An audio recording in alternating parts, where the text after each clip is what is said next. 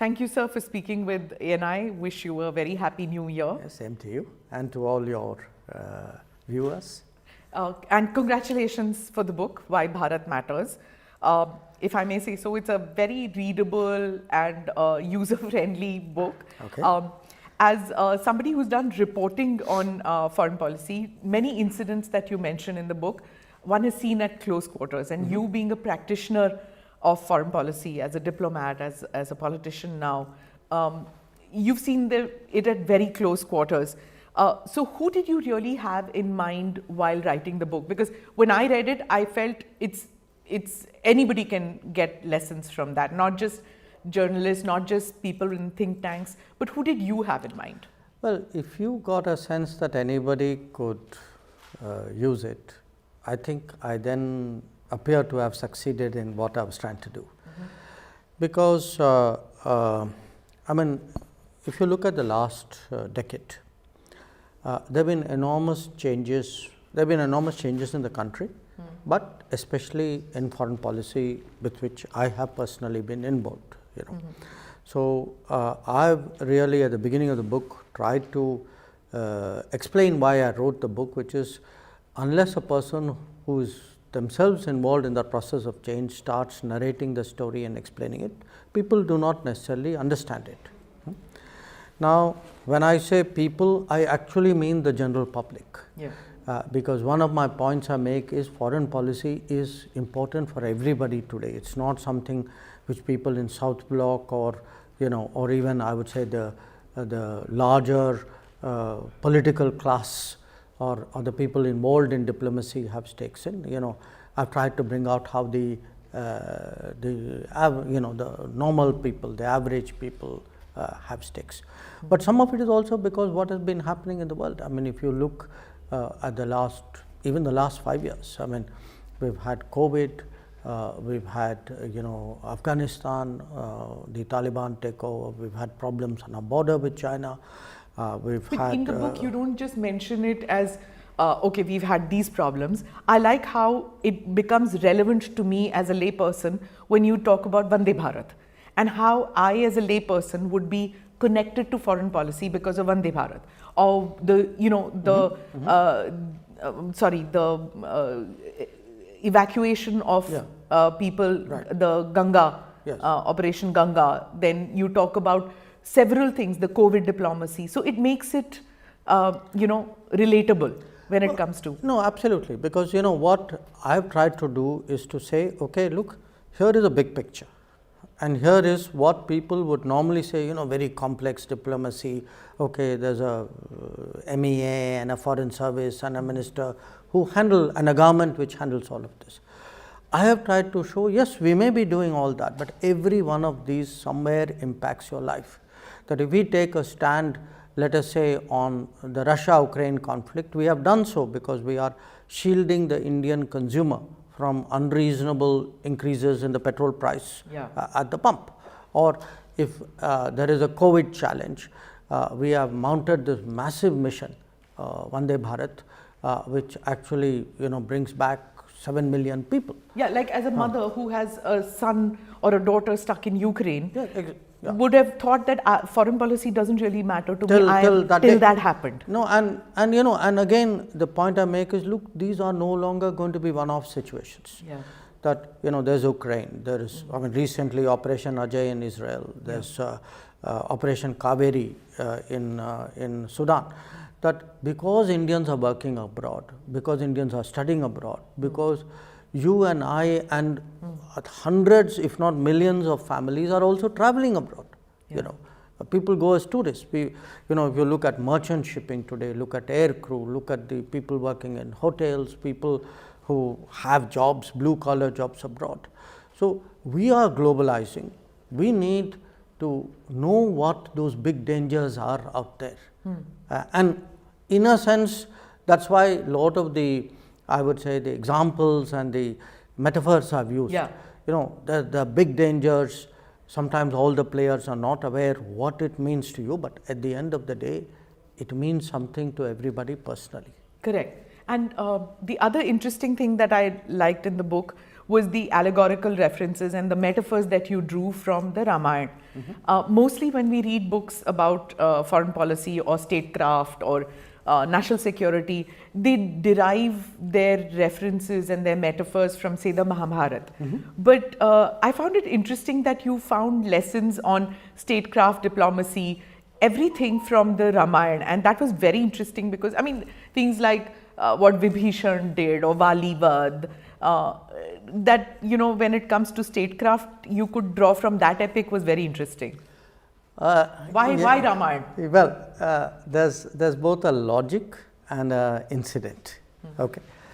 The incident actually was when I was preoccupied writing the book. I'd gone to give a talk about my previous book. Okay.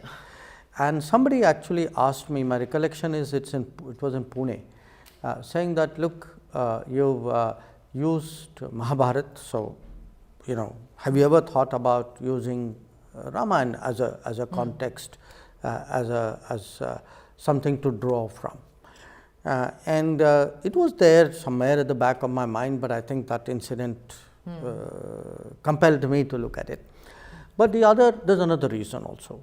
The other reason is, look, Ramayana, there's a difference in era, you know, even in what are norms and standards. I mean, by the time you reach Mahabharata, it's absolute realpolitik. I mean, you know, whereas I think it's important today to remind people that reputation also has a value, that it is not something, you know, which is hot air, and, you know, it's not posturing, that standards mean something, rule of law means something, norms do count.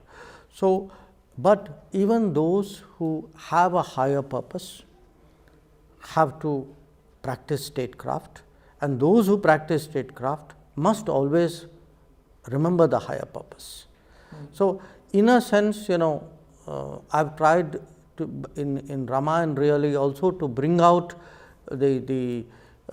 I would say the ethical or the, you know, are striving at the end of the day for a better world. You know, not that we win any which way and take what we get. In the book, while reading the book, it's a bit confusing. Am I reading a book written by an academician? Am I reading a book written by a diplomat turned politician?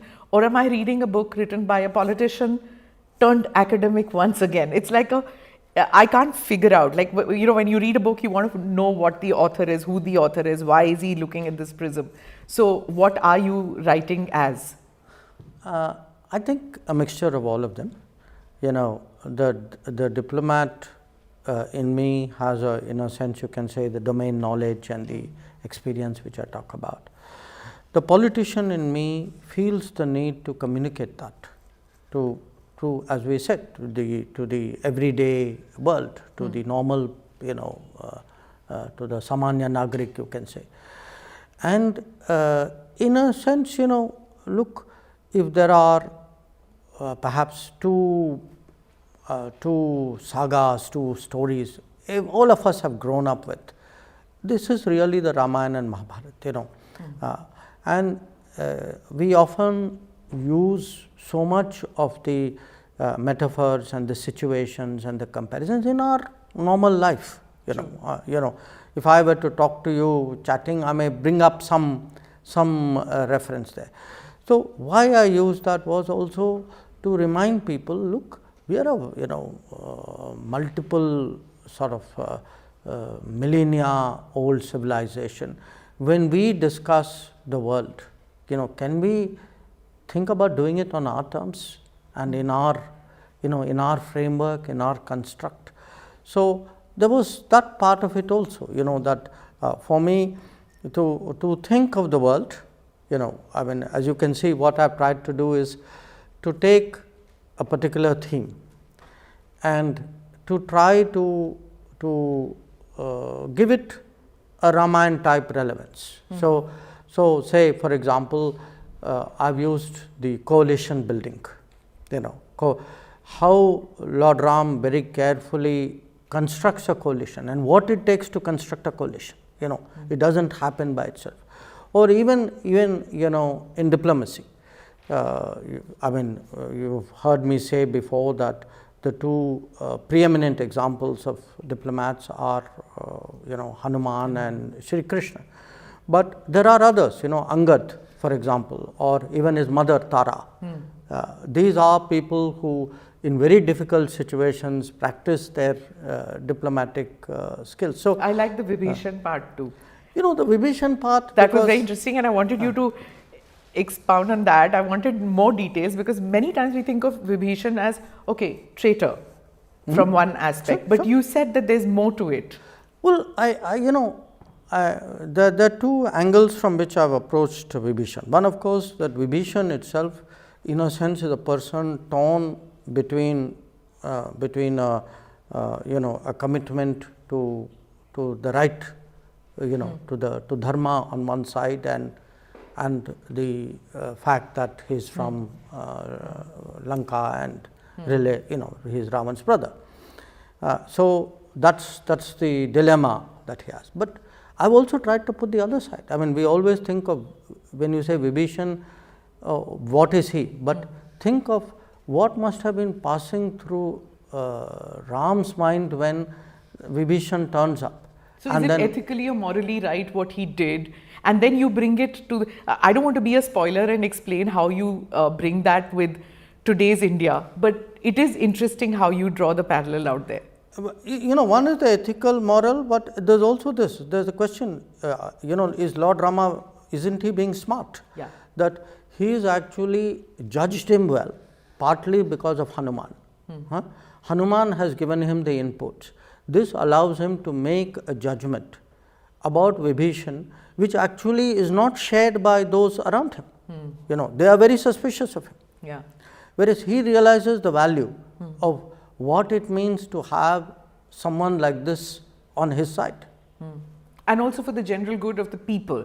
You keep saying that it's not just being moralistic in isolation, that one sees the stories from Ramayana. Everything is associated with the good of the people in mind. And I like how you bring the parallels. Well, in today's political parlance, I would say delivery on the ground.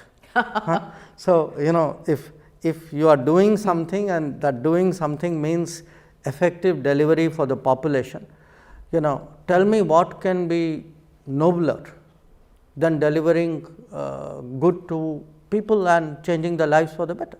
I have to ask you about the title. It's Why Bharat Matters. Bharat and India interchangeable, and you come to the title of the book in the very last chapter. Yes. So usually, again, like I said, that many presumptions that one has while picking up a book written by a minister, you overturn many of that in this book. And one is that you tell us only in the last chapter why Bharat matters. Well, again, I want people to read the other 10 chapters before getting there. But look, there's a very active debate right now.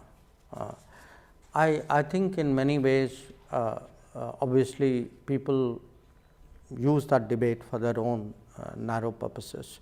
The fact is, to me, the term Bharat has a certain not just a cultural civilizational connotation, but also one of a certain confidence and identity, and and on what terms how you perceive yourself, and because that is my business, what are the terms you are offering to the world.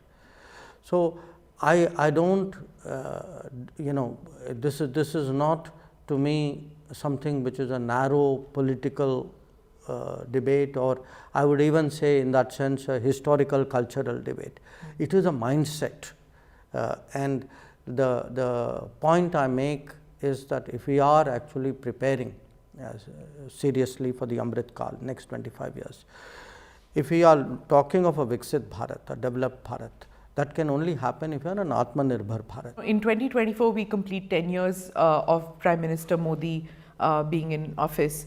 You've been Ambassador, Foreign Secretary, EAM during this tenure. What have been where do you see the pivot happen in Indian foreign policy, and what were the challenges when you took over as Foreign Secretary, as EAM? what are the goals and that were given to you when you took? Again, I have tried to bring that out in the book in an account of what I have put as a decade of transformation. But you've not talked about it personally. That's what, it's not a memoir. That's No, what it's not a memoir. Yeah, it's not a memoir. I mean, you can't write a memoir when you are still holding a job, you know. I have tried, I've tried to be very objective about it. You know, in a way, I'm a participant, but I'm also a person trying to deliberately take myself out and look at it. Several prisms going on there. I would say it was not so much that there was a turning point. I mean, unless and you can call 2014 as a turning point. Once Modi comes in 2014 and really weighs the foreign policy, which now he's taken charge of. That's essentially the chapter which I described, where you can see, he feels the need for a new construct, that one where the neighborhood, very generous, non-reciprocal policy towards the neighborhood, which brings the neighborhood in closer, to the fact that we have an extended zone. The mandalas that you talk about. Yes, the Southeast Asia, Indian Ocean, the Gulf, Central Asia.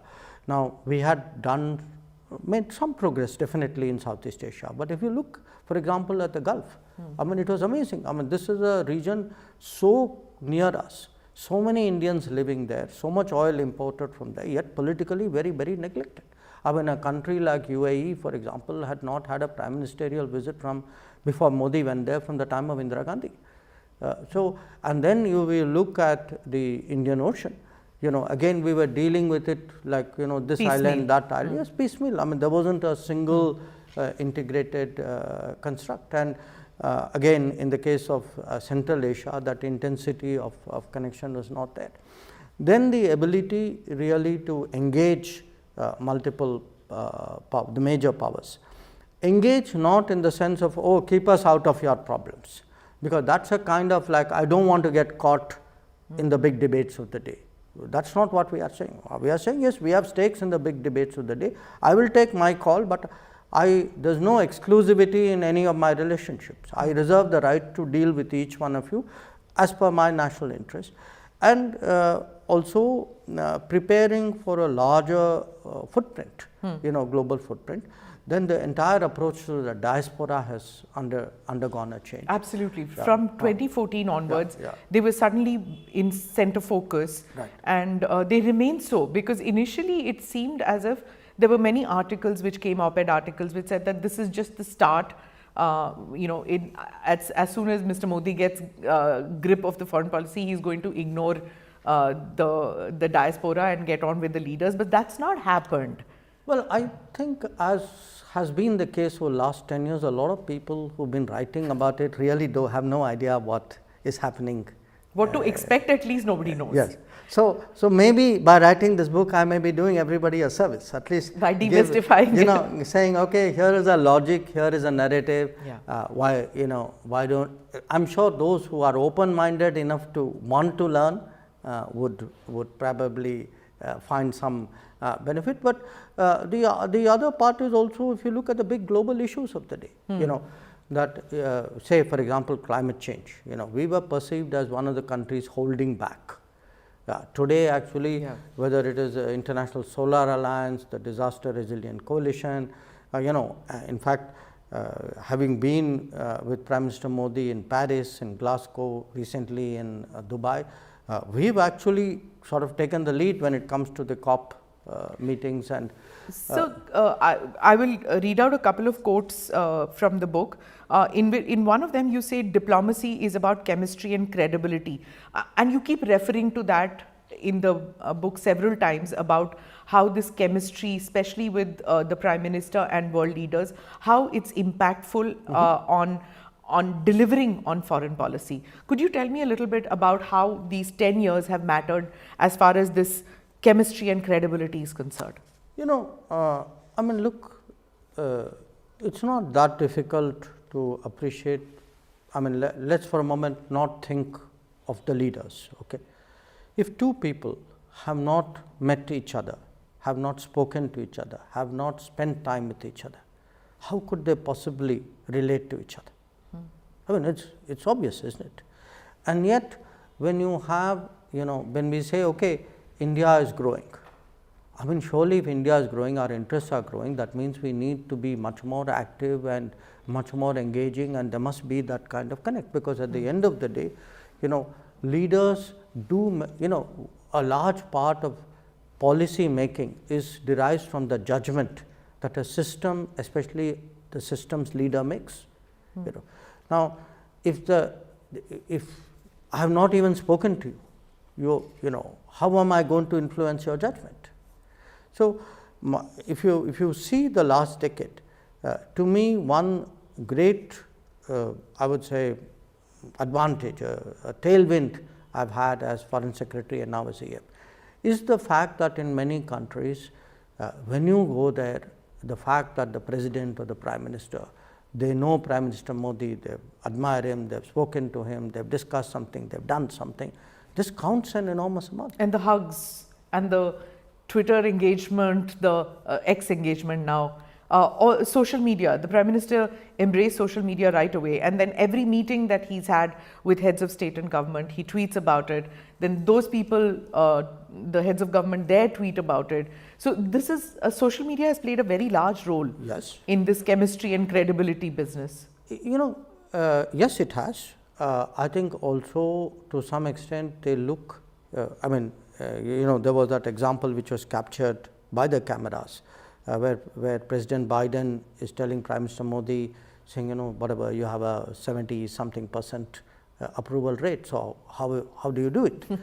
I think other politicians, like in any competitive profession, they look to see, okay, how is the peer faring?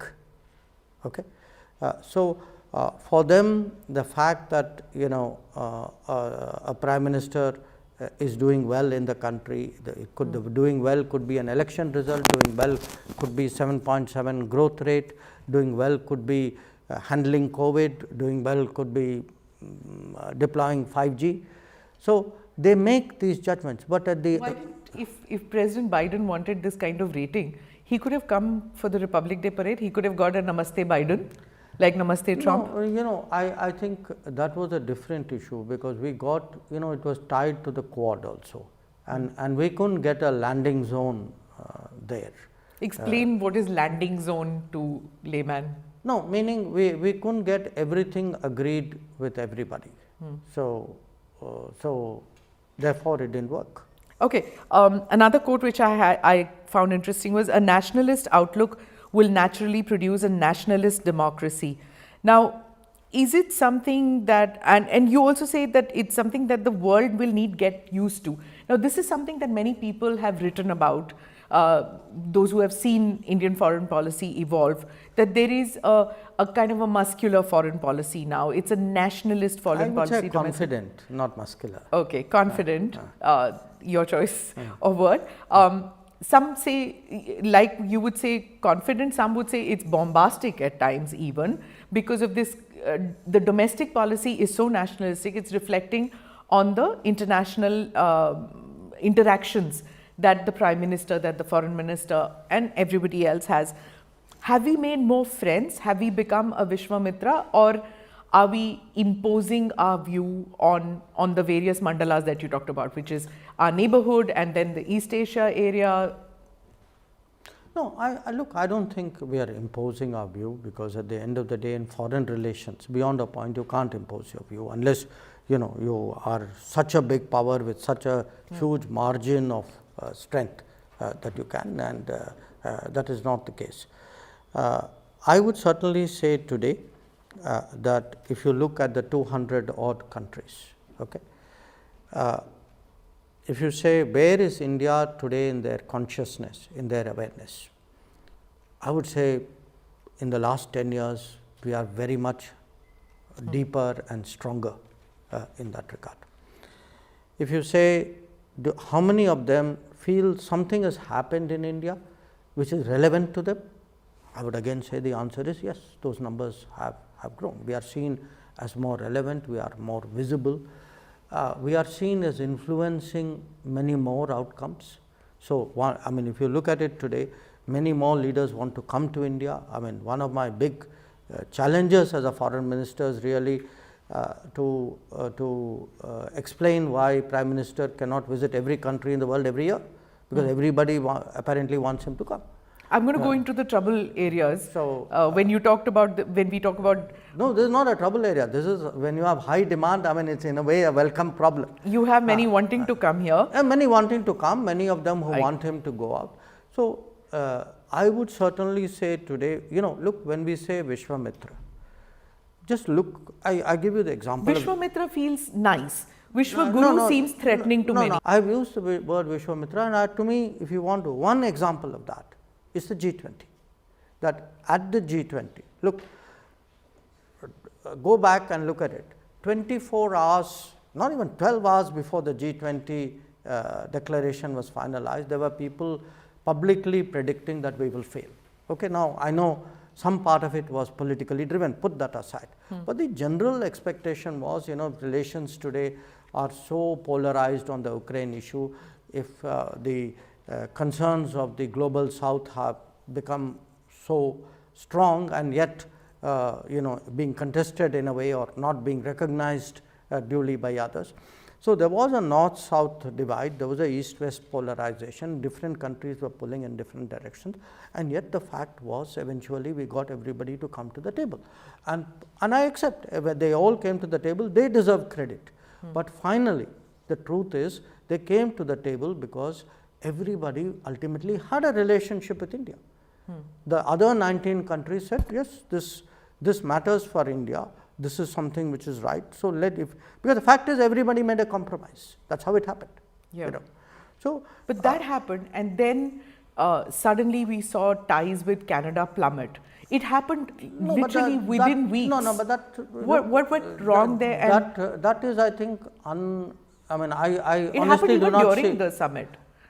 Look, I do not see a correlation there. No, I mean, getting everybody around on a G20 has nothing to do with the Khalistani issue in Canada. I mean, the Khalistani issue is not a new issue. The Khalistani issue has existed for decades. Why do you think that it has become such a thorn in the flesh for India-Canada relations? And why do you think Prime Minister Trudeau, for a handful of Khalistanis, has put relationship with India on the rocks? Look, I can explain my government, my Prime Minister and my book. But you're also an academic, you're also a diplomat. I do not, it's not for me to speculate on other Prime Ministers, but I will tell you the issue at heart.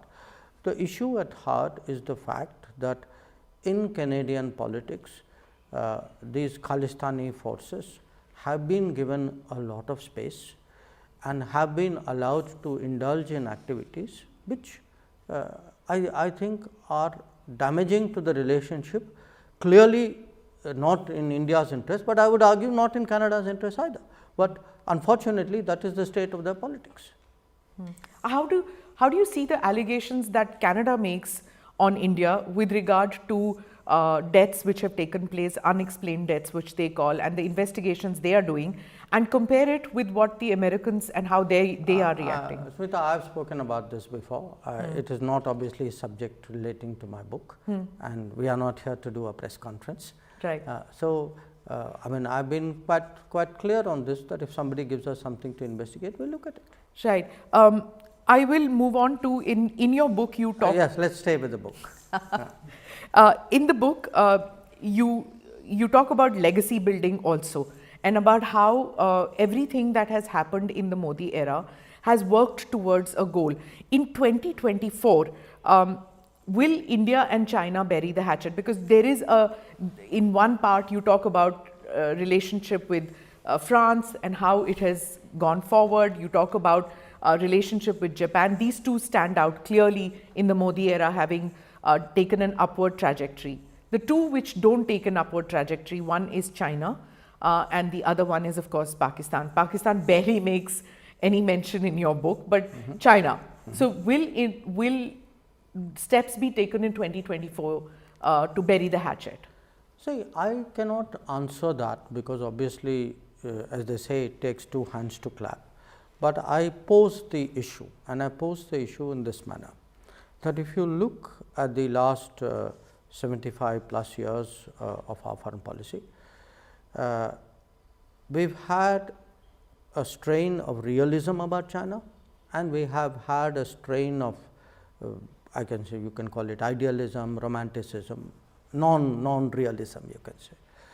And it begins right from in a sense from day one. I mean, where there is a very sharp difference of opinion how to respond to China between Nehru and Sardar Patel.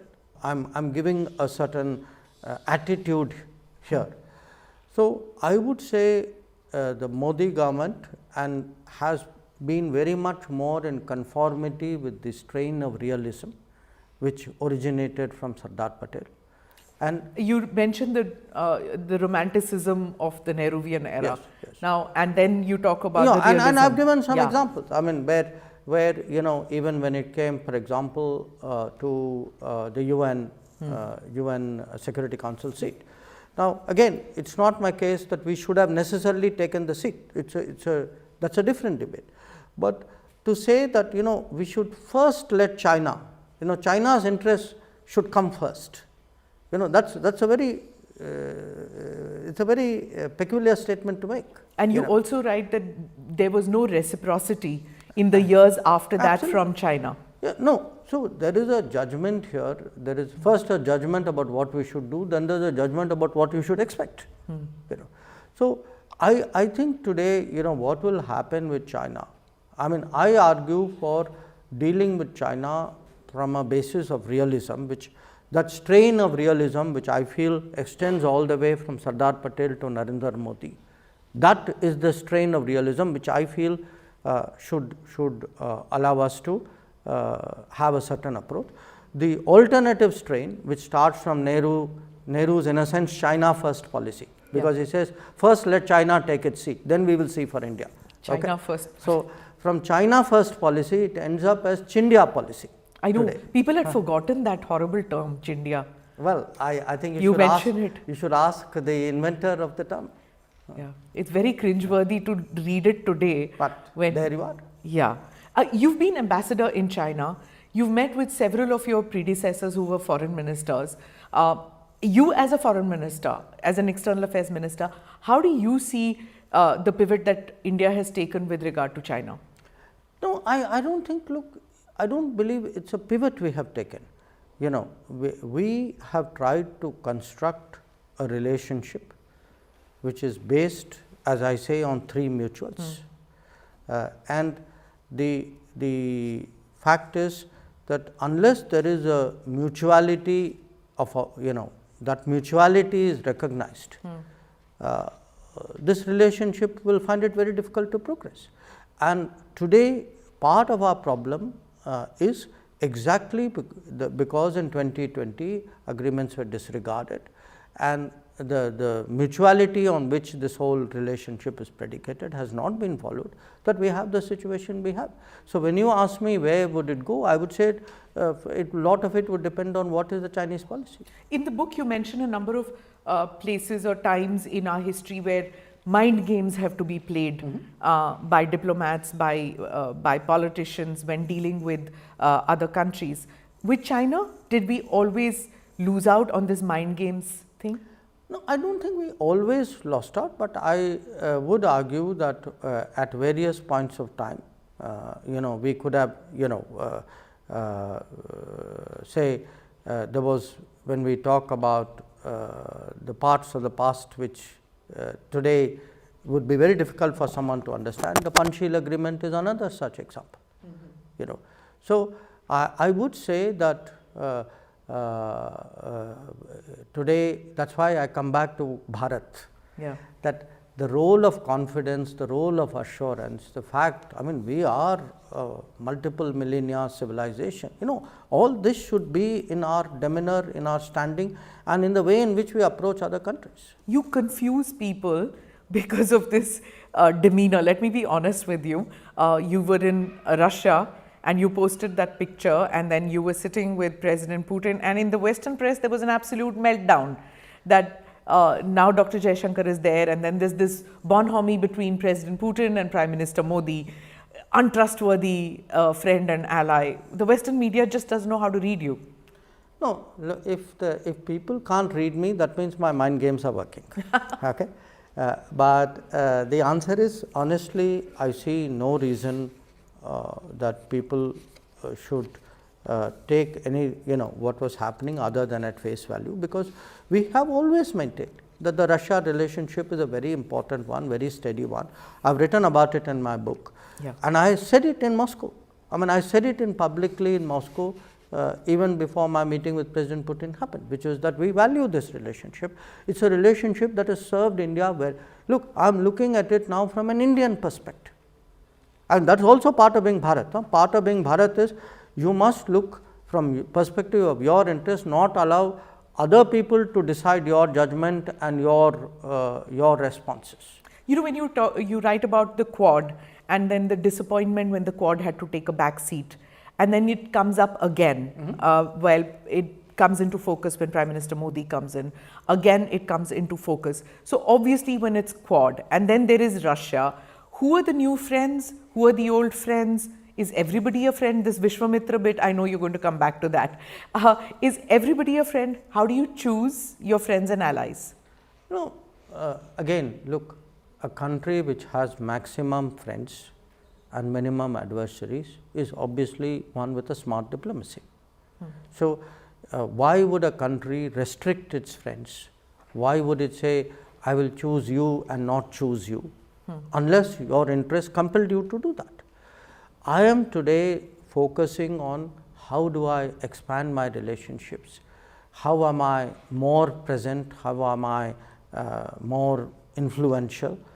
So, for me, the more friends I have, the more forums I am member of, the more places where I can influence, sway outcomes is good for me. Now, it is the others who push you, this is the mind games that others play, that they would say, if you are a democracy, you must do this, this, this. So, if you should ask them, well, if that is so, please look at the mirror and tell me how you were behaving as a democracy.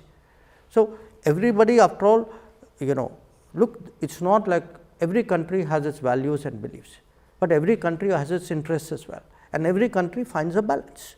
So, when others come and tell you that you have no interest, that you must go by what has been decided elsewhere, that is when you lack that self-confidence to say, excuse me, I think I am going to do something else, because I have looked at it very carefully and my interests have taken me in a certain direction or asked me to take a certain position. But that's exactly what has been happening post G20 in the foreign media. Almost on a weekly basis, one is seeing articles that this assertive India on the world stage is happening at one level, and at the other level it is at the cost of diplomacy, democracy sliding, or democracy indicators sliding in India. Yeah, but I've not I've made some references to that democracy narrative.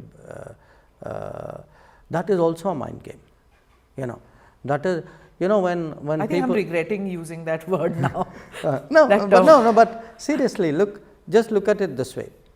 There are people who apparently feel more confident of their support outside India than inside India. They get support from outside India. So, we have this constant barrage. We have had this from 2014, it increased after 2019. I am sure it will become very shrill as we lead up to the summer of 2024, who will constantly come at you and say, you are less of a democracy, you are, they will pick what they believe are flaws or failings that we have. Again, we must have the confidence to judge it. I am not saying we are perfect. I am not saying we do not have room for improvement. Everybody does, we certainly do. But I would say, please look at their motive and their agenda. They are not agenda less, they are not motive less. They are trying to push a certain line because they have a certain interest. So, do not necessarily take what comes in the foreign media at face value. Because when you look at the kind of shall I say, multiple standards that they practice. I mean, you are talking of the state of democracy in this country. I mean, give me any yardstick of democracy. Are your elections fair? Is your participation growing? Are broader and broader sections involved? Are your institutions working? I mean, I would say I am doing as well as any other democracy. Frankly, I could, if anything, I could be passing judgments on a whole lot of other democracies. But India doesn't. We are very dignified people, and we. That's what I want to know. Why is it that India doesn't have its own, or the Indian government? I'm not talking about just the Modi government, and even the earlier governments. There have been no statements regarding slide of democracy of other countries. You have a point. You have a point. I think part of it is because we also have a tradition where we do not make very intrusive, judgmental statements about other people's politics. That's been part of our tradition. Maybe with the passage of time, that too may change. Many things in the country are changing. We were talking about Vishwamitra and the friends, and in the book you mentioned that no country is irrelevant to India. What happened with Pakistan? You did make Pakistan irrelevant to India. No. I think I would not agree with that. You haven't been there? I haven't, sorry? You haven't been to Pakistan, you made it irrelevant? As foreign minister? As foreign minister. Well, I think that's partly because of how they reacted, after 2019. But I think the way you're phrasing it is perhaps a bit too strong and doesn't quite capture what is the situation. What Pakistan was trying to do, not now, but over multiple decades, was really to use cross-border terrorism to bring India to the table. Okay? That in essence was its core policy. We have made that irrelevant by not playing that game. Now, it's not a case that we don't will not deal with a neighbor. After all, at the end of the day, a neighbor is a neighbor. But it is that we will not deal on the basis of terms that they set where the practice of terrorism is deemed as legitimate and effective in order to bring you to the table. Talking about relevance and irrelevance, you do mention our neighbors. You talk about Sri Lanka in the book. And is there a new challenge now that we have in Maldives with the new regime taking a pivot against India towards China? The new regime has just come in. We had a brief meeting between our leaders, Prime Minister and their President. We have to see where we go on from here, because my takeaway from that meeting was that there was a recognition on both sides of the importance of the relationship. So, we have to wait to see how that recognition plays out. Right. Coming back to your book, you talk in one of them about the three doctrines, the roads not taken. That I found very interesting. I'm sure that will be just for another book at one point of time. Patel, Masani, and no, in fact, Ambedkar. Patel on China, Shama Prasad, Dr. Shama Prasad Mukherjee on Pakistan, yeah. Dr. Ambedkar on China and America. Yeah. Because not many people know how strongly, how much he was disturbed by the manner in which our relationship with the US did not fare well in that period. And finally, Minu Masani, because Minu Masani I referred to in terms of, where sometimes the practice of non-alignment could end up doing, which is, you could lose your bearings. I mean, that's essentially what he's saying. Yeah. Now, it's not, I have again tried to be very objective. It's not my case that somebody is wrong and somebody is right. My purpose of writing the chapter was to remind people that, look, what you take as a given, that this was the only course which India could have followed, may not be true. That at that time, many years ago, there were very intense debate. After all, these are your three key relationships, China, Pakistan, America. on these three key relationships, there were very major debates and choices were made. And today, after 7.5 decades, it is important we look at those choices, if only to ask ourselves and see whether there is wisdom to be gained from that. And certainly, today when you look at those three choices, I would those three accounts, I would suggest to you that a lot of what they had to say maybe had more merit than people thought at that time. So, the students of international relations, you give like a teaser in this about the conversations and about Shyama Prasad. And in that, like in one of them, which you said, as Mukherjee was to state in Parliament, India went to the Security Council on the question of aggression, not on the question of sovereignty, of accession. So this was a very interesting point. If students of foreign policy want to read about this, those who are studying it, where should one go to read about these conversations and about this?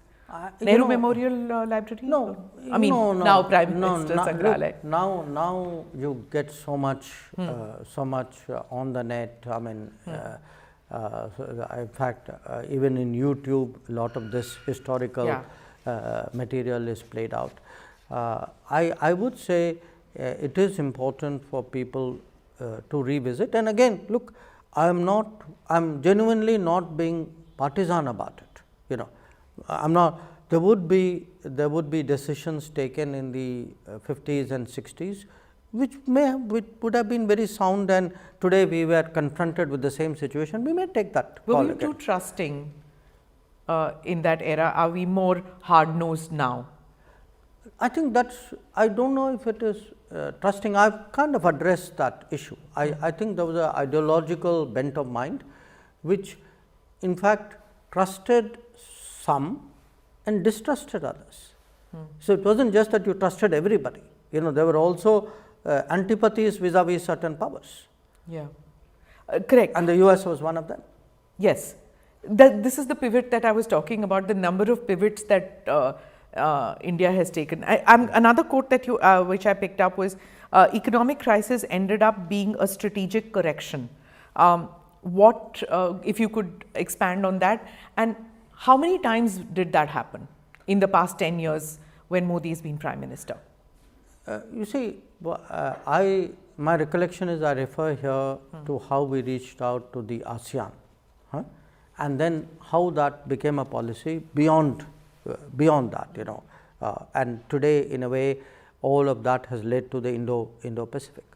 So, if you remember at that time we had a balance of payments crisis, 91, 92.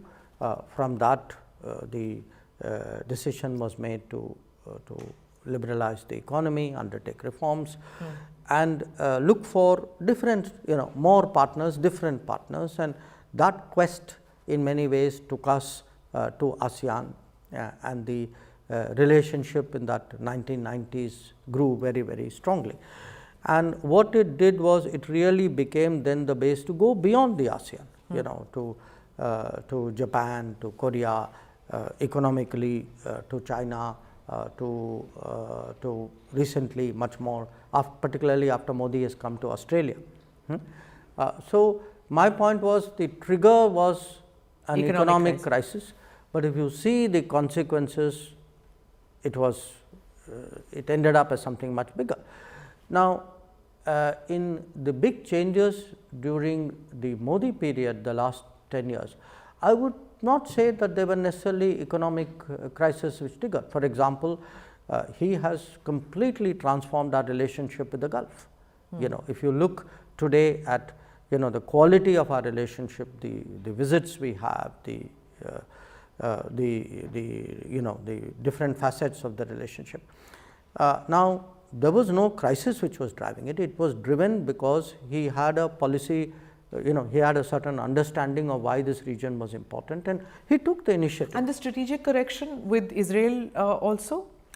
No, Israel. If you were to expand that, no, West Asia thing? I think Israel was a much longer debate in our country. I have referred to it very, you know, barely in actually passing. in the book. Yeah, because mine is a general description. It's not an in-depth, but Israel was also connected very much with our domestic politics. That there were very conscious judgments which were made, you know, when in the early years, that for political reasons in India, we will not really establish a full ambassadorial relationship with Israel, and will keep a distance. And the fact is, after all, ask yourself, from 1948, it was only 2017 that the first Prime Minister's visit from India took place to Israel. I mean, surely there is a reason, and that reason is a political reason. Many times it's said that domestic policy has influenced the Modi government's foreign policy. But by reading this book, influenced every government's foreign policy. Exactly. It was not less in the earlier era, including in the Nehru era. Yeah. So that's what I wanted to come to. That can you give us one or two instances where you feel, one you've just told us about, and because you've worked with the Indira Gandhi government, the Rajiv Gandhi government, and subsequently Dr. Manmohan Singh and the others, did you find that this domestic policy influencing foreign policy is something which is a continuous strain, or was it enhanced more during the Modi era? I would say it's a mix. There are certain interests and certain I would say preferences which you can say come more from a broad national thinking, which are less less susceptible to change. Governments come and governments go, but they don't change that much. But there will be some where they reflect very much the viewpoint of the political regime in power. And not necessarily the political party, but it could be the political party, it could be the regime, it could be an individual, it could be a group. Okay. I give you examples. To me, the improvement in relations with Israel very clearly reflects the fact that the BJP is in power. I don't think that the changes we have seen in the last 10 years, would have happened if some other party was in power other than the BJP. That's one example. At the same time, I would say the attitude we took towards China in the 1950s, the manner in which we supported them on a range of issues, and I've referred to that in Roads Not Taken. And also in the China chapter. It would not have happened had the Congress party not been in power and had Prime Minister Nehru not been the foreign minister and the Prime Minister. I think it was very much his personal proclivity. The same in a sense I would say about taking Kashmir to the UN, that it was something very much which was Prime Minister Nehru's personal push, which took that issue to the UN. So, again, Pakistan policy in the Roads Not Taken, one of the reasons I've used Dr. Shyama Prasad Mukherjee as a counterfoil is that at that time there was someone like him who was cautioning the government, saying, look, you are entering this Nehru-Liaquat pact where they have no intention of honoring what was happening. It was not something we realized decades later. As you are signing the pact, a minister of the cabinet is telling you, saying, look, don't do this. And Ambedkar on the Nation First, which you talk about in the book also. Yeah. So I would say, I think there is a lot, as I said, there's a lot that is national, but there is a lot that is political. In the book you talk, and I'm quoting again, the surge in India's self-confidence, and you talk about aspirational India, refer to this several times. What has been your feedback in the past 10 years of the Modi government? What do people, when you interact, you go to college campuses, you meet with people, you meet with students, I've seen you interacting with the youth. What do they expect of you as a foreign minister? I think that's a good note to conclude our talk. Okay. I would say that, I find today young people really very interested in the world. Okay. Having, developed that interest, they want, they want to talk to people who can explain it to them in not very complicated, not in jargon, not with too many complications.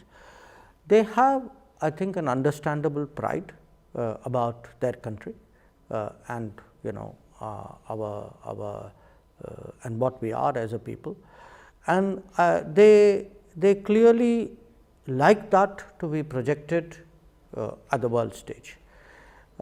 They, I think, respond favorably if they feel that, you know, people are trying to push us around and you will not be pushed around. I think they take that well.